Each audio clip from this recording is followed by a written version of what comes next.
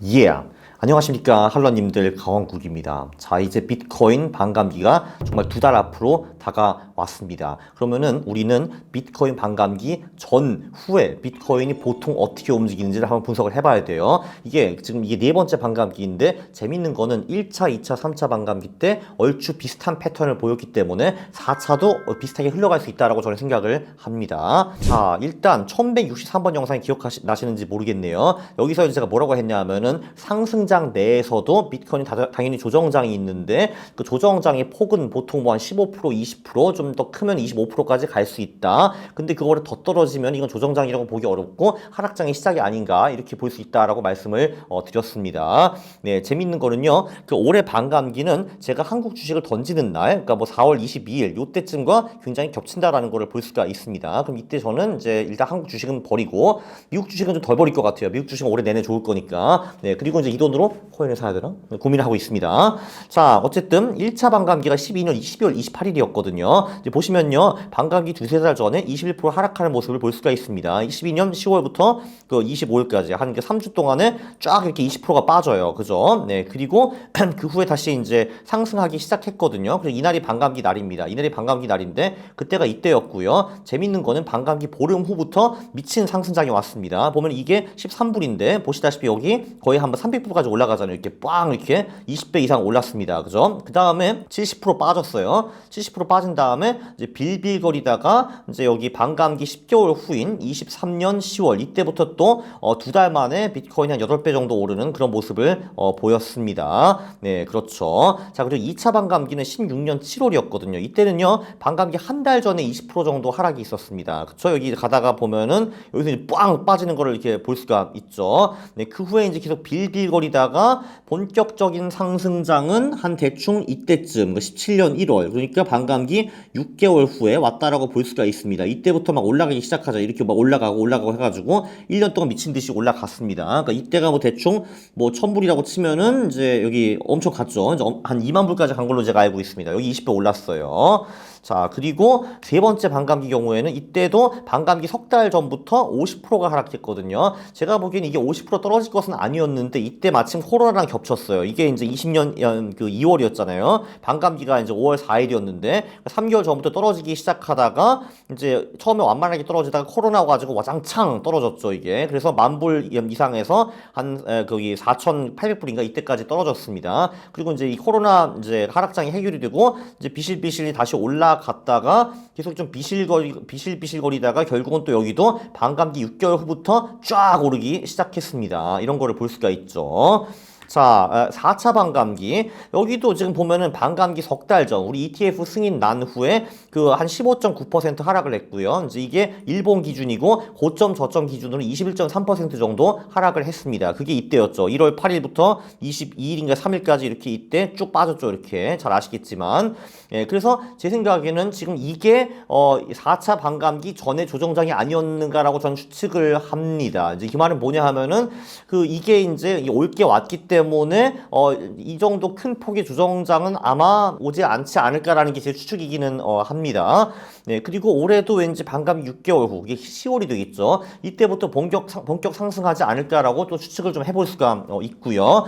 2월, 4월에 그 반감기 전 또 한 번의 조정장이 올 수 있을까? 뭐 당연히 올 수 있기는 하지만 제 의견은 1월에 이미 한번 왔다라는 게 제 생각입니다. 뭐 반감기를 앞두고 막 3개월 만에 조정이 막 2번씩 오고 이런 경우는 아직은 이제 별로 이제 없었거든요. 네, 물론 제가 틀릴 수 있습니다. 자, 그래서 저는 이제 또 이제 원균 선생님의 지혜를 좀 빌렸습니다. 이제 이 영상을 보시면 아시겠지만 이제 이분은 제 최종 병기이죠. 제가 아는 최고의 세상 최고의 휴먼 인디케이터이고 진정한 마이너스의 손입니다. 뭘 해도 돈을 잃는 사람이거든요. 그래서 저는 이분의 의견을 굉장히 유심히 따릅니다.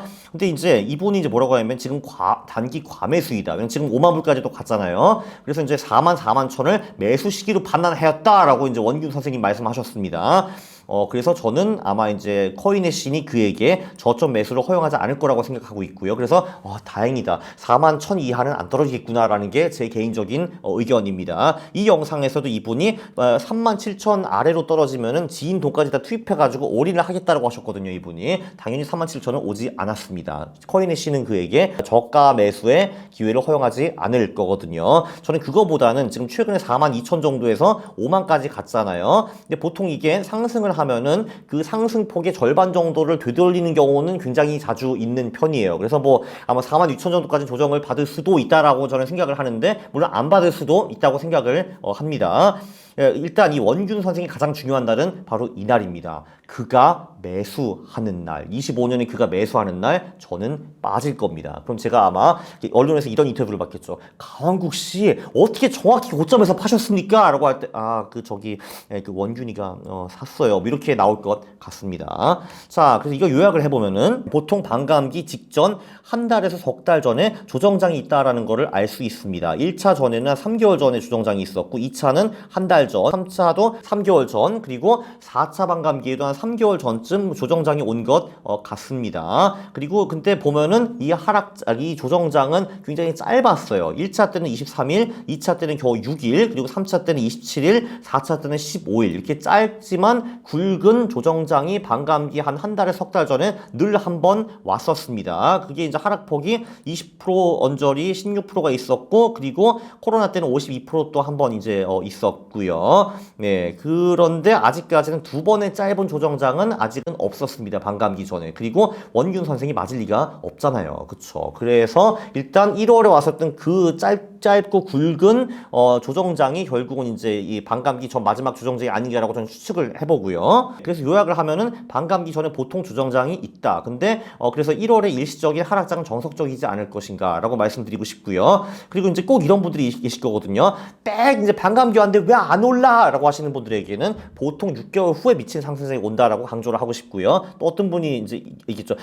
반감기 왔는데 왜 하락장이 오죠? 라고 하시는 분들에게는 이 대세 상승장 내에서도 20에서 25% 하락은 종종 있다라고 말씀드리고 싶고요. 그리고 24년 10월, 그러니까 반감기 6개월 정도 흐르면은 이제 비트코인이나 이런 애들도 미친 듯이 오르겠지만 알트코인들은 더 미친 듯이 오를 거거든요. 네, 그래서 이때부터 저는 비트와 이더 비중을 축소하고 알트코인 비중을 확대해 나갈 건데, 이와 관련해서는 이런 영상, 저런 영상, 그리고 이런 영상도 한번 보시면은 굉장히 좋을 것 같습니다. 그리고 오늘 이제 제가 이제 우연히 이제 그 오태민 작가님 오셔가지고 인터뷰를 했거든요. 제가 이걸 물어봤어요. 왜 반감기 전에 좀 떨어지고 6개월에 미친 듯이 오르는 거냐라고 했는데, 이제 뭐라고 답변하셨냐면은 이게 반감기 전에 언론이 안 좋은 얘기를 많이 낸다. 왜냐면은 그 이제 반감기가 오면은 이제 채굴하는 업체들의 수지 타산이 안 맞기 때문에 그 비트코인 채굴에 이제 부정적이게 되고, 그러면 이제 비트코인 가격이 떨어지고 망하고 이런 얘기가 막 나온다고 해요. 근데 1차, 2차, 3차 반감기 또 이런 얘기가 나왔는데 결론적으로 가격은 엄청나게 올라갔었죠. 그리고 이제 이 말씀 하시더라고요. 실제로